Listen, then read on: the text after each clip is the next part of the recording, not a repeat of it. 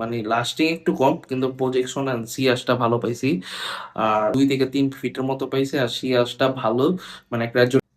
তো আজকে রিভিউ করবো রেপ না লতাফা ব্র্যান্ডের। এটা অটোমাইজারটা চেক করা যাক। সেন্টের প্রোফাইল অ্যান্ড পারফরমেন্স নিয়ে কথা বলবো। প্রথমে এটা একটু ফার্স্টের দিকে অ্যালকোহলিক ব্লাস্ট আছে, তো ড্রাই ডাউন হোক। তো ড্রাই ডাউন হওয়ার পরে এটার নোটস কেমন লাগতেছে? এটা নোটস মিষ্টি আনারস আছে না, মিষ্টি আনারস, আমরা যদি মিষ্টি কোনো আনারস খাই, সেম টু সেম ওইটার নোটস এর মতো পুরো সেম ম্যাচ করতেছে। মানে আনারসের পারফিউম, এটা মানে এটা আনারস কিং বলা হয় 2000 টাকা হিসাবে।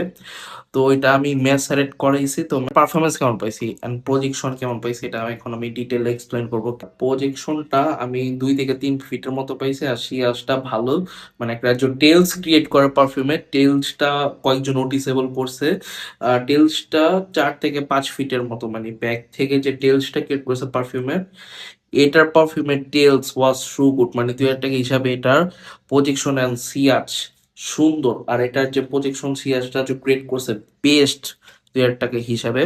কিন্তু এটা স্কিনে একটু স্প্রে করলে একটু হালকা স্লাইডলি একটু স্কিনটা বার্ন বার্ন টাইপের ফিল লাগে।